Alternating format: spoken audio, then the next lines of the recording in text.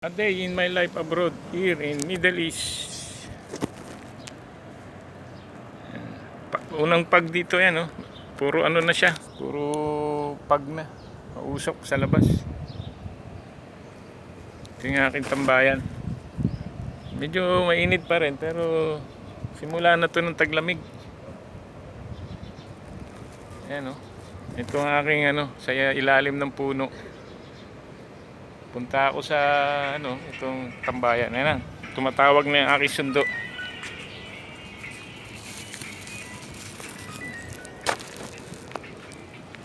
Malamang to si Brad Jojo to. Hello ho.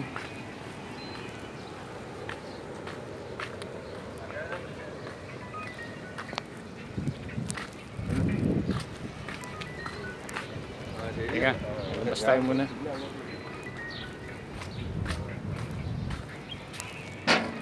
Tawag eh. Hello, Jo. Ha?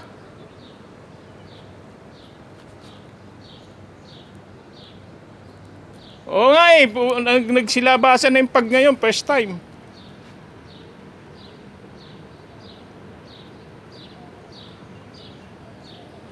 Gano'n. Ano nga eh, ang hirap, sabi ko nga, mahirap mag-drive talaga pag ganyan may pag. Saan ka umikot? Kaya uso, yan, simula na ng taglamig yan, kaya ganyan. Ingat ka bro, maraming nababangga pag may pag. Ingat ka dyan, iikot ka na sa pare, balik ka rin sa Street 1. Ingat, sabi ko na ba, sabi ko sa vlog ko, nagbablog ako, sabi ko, unang pag eh. Oo, ang dami, sa malapit dito sa amin, sobra. Kaya ngayon pawala na siya, nakikita ko, pero dung banda sa Salwan, dami. Papunta rin sa, yung sa sikat ng araw, pawala na. Yung malapit sa sikat. Sige bro, ingat ka sa pagdadrive. Huwag ka munang tumawag, mahirap mag-drive. Sige bro, ingat. Andito na ako sa gate.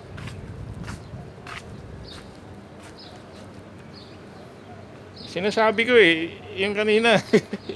Sabi ko mahirap mag-drive. Ayun, lumagpas na si Brad Jojo. Yung pag na yan, hindi ka basta-basta pwede mag-drive ng mabilisan. Kasi nga, antilim, di mo makikita yung daan. Ayun na nga yung binablog ko kanina yun na nga, sabi ko mahirap mag-drive kasi nung pagdating namin dito, January, may pag na ganyan, ang daming, alam mo doon sa salwa na, sa harapan namin, ang daming sasakyan na nakabaligtong. Mga nagsisibanggaan kasi ang dilim nga ng karsada, yung iba naman, nag-iingat sila pero iba talagang hindi nila alam, may nakahinto na pala dun sa harapan nila kaya banggaan sila. Si Brad Jojo naman naligaw, hindi niya nakita yung daan paliko. Yan yung labas ng pag eh, yan ang sinasabi na unang palatandaan na winter na, taglamig na. Yan yung pag, yan pawala na rin naman eh. Kasi yung sikat ng araw, doon banda sa madilim, doon ayun doon, saka doon sa karsa sa Salwa, dito sa malapitan ng sikat ng araw, pawala na. Ngayon yung mga hindi gano'ng nasisikatan ng araw, yung medyo malayo, ang dilim ng pag. Kaya ingat kayo mga ka-vlogger dyan, yung mga ka-youtuber, yung mga subscriber natin. Ingat kayo sa pagdadrive dito sa Middle East ngayon kasi lumalabas ng pag ngayon. Yan ay palatandaan ng taglamig na, magwi-winter na siya. Kaya ingat-ingat dyan sa mga kababayan natin na nagdadrive. Ingat po kayo. Please subscribe, Technician na Tekniko, Romeo ka-vlogger, OmiTube channel. Saka